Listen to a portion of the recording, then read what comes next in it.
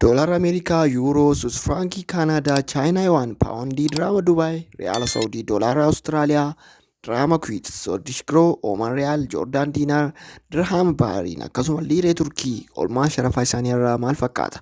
Muddee 4 Deesembar 13 bara 2024 qabannee isin dhufnee jira. Odeeffannoo oolmaa sharafaa amma dhumaatti hojiin ta'a. Subscribe gochuun dagatinaa, yaada qabdan comment irratti barreessaa. Gara viidiyootti deemna.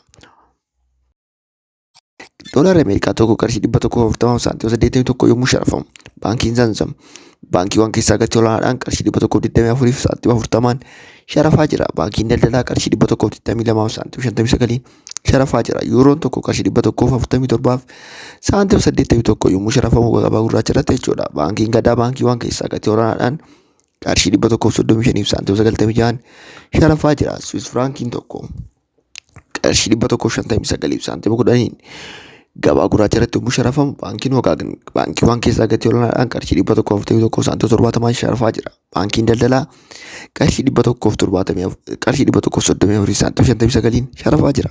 Kaanaadaa doolaariin tokko qarshii 99 saantiima 45 yommuu sharafamu gabaa gurraacha irratti. Baankiin Amaaraa baankiiwwan keessaa gatii olaanaadhaan qarshii 88 saantiima 85 sharafaa jira. Baankiin daldalaa qarshii 86 saantiima 7 sharafaa jira. Chaayinaa Yuwaan qarshii 19 saantiima 37 gabaa gurraacha irratti.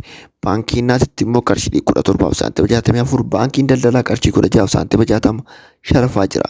Paawundiin tokko gabaa gurraacha irratti qarshii 179 saantiima 50 baankiin Oromiyaa baankiiwwan keessaa gatii olaanaadhaan qarshii 159 saantiima 25 akkasumas baankiin daldalaa qarshii 150 sharafaa jira. Diraamni Dubaay tokko qarshii 38 saantiima 29 gabaa gurraacha irratti yommuu sharafamu, baankiin Gloobaal gatii olaanaadhaan baankiiwwan keessaa 36 saantiima 66 sharafaa jira.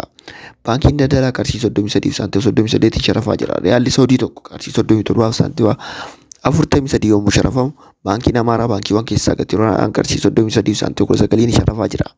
Baankiin daldalaa qarshii 32 saantiima 53 sharafaa jira.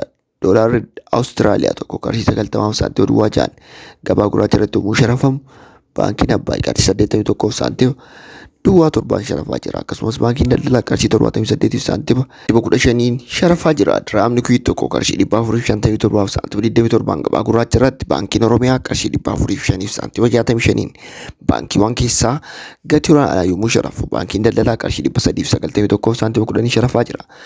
Ooman Riyaaliin tokko qarshii 365 yommuu sharafamu, Joordaan Diinaariin tokko qarshii 198 saantiima 47 sharafamaa jira. Diraamni Bahariin tokko qarshii 373 saantiima 4 yommuu sharafamu, Liireen Turkii tokko qarshii 4 saantiima 3 sharafamaa jira. Suudish Girooniin tokko qarshii 12 saantiima 82 yommuu sharafamu, baankii Wagaagan baankiiwwan keessaa gatii olaanaadhaan qarshii 11 saantiima 52 yommuu sharafu, baankiin daldalaa qarshii 10 saantiima 98 sharafaa jira. Kabajamtoota daawwattoota keenya waan hojiin turtaniif galatoomaa. Yaada qabdan koomentii irratti barreessaa akkasumas subscribe gochuun dagatinaa.